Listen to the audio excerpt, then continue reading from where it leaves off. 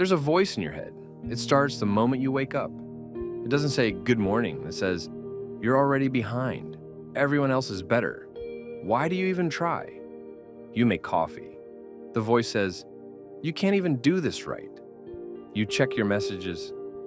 The voice says, nobody really cares about you. They're just being polite. This isn't just negative thinking. This is something deeper, older, more poisonous. Psychologists call it toxic shame, and it's the most invisible wound you carry. Shame, the belief that you at your core are fundamentally defective. But here's what nobody tells you. Shame isn't truth. Shame is a scar. And today, we're going to learn the difference between guilt and shame. Because one can heal you, the other will destroy you. Dr. Brené Brown spent 20 years studying shame. She discovered something radical. Guilt says, I did something bad. Shame says, I am bad.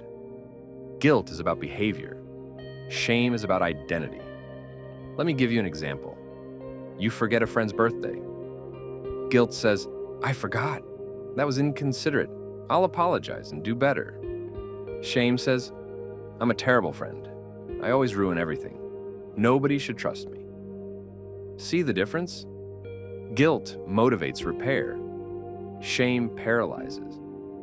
John Bradshaw calls shame the feeling of being flawed as a human being, not flawed behavior, flawed existence. And here's the cruelest part. Shame makes you believe you deserve to suffer. So you don't reach out for help. You hide, you isolate. You confirm the lie, I'm too broken to be loved. Where does toxic shame come from? It's almost always learned in childhood. If a child hears, you're stupid, you're lazy, you're too much, you're not enough, they don't think, this person is wrong. They think, this must be true, because adults know everything. Bradshaw says, children don't have the cognitive ability to say, my parent is having a bad day. They say, I caused this. I am the problem. And that belief calcifies. It becomes the foundation of your identity. Fast forward 20 years, you're an adult. But that voice, it's still the voice of your caretaker. It's still that child trying to make sense of pain. Brené Brown researched shame across cultures. She found patterns. For women, shame often centers on not being thin enough, pretty enough, or quiet enough. For men, shame often centers on not being strong enough, successful enough, or emotional enough. Wait, scratch that. Too emotional. But no matter the culture, the message is the same. You are not acceptable as you are. Let's talk about what chronic shame does to your nervous system. Shame triggers your freeze response. Your body interprets it as, I'm in danger from my own group.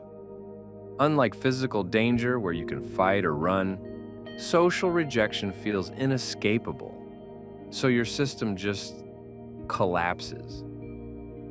This is why shame feels like drowning. Shame also makes you a people pleaser.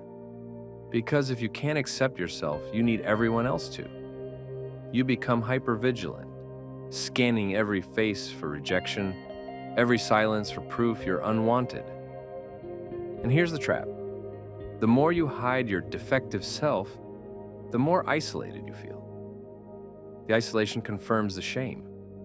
Brené Brown calls this, shame needs 3 things to survive: secrecy, silence, and judgment. Before we continue, if shame is overwhelming, please seek professional help. This is education, not therapy. Brown discovered the antidote to shame. It's surprisingly simple. Empathy, not sympathy. Oh, you poor thing. But empathy. Me too. I felt that. Shame dies when stories are shared in safe spaces. Let me show you how. Step 1. Name it. You can't heal what you can't see. Right now, think of something you're ashamed of.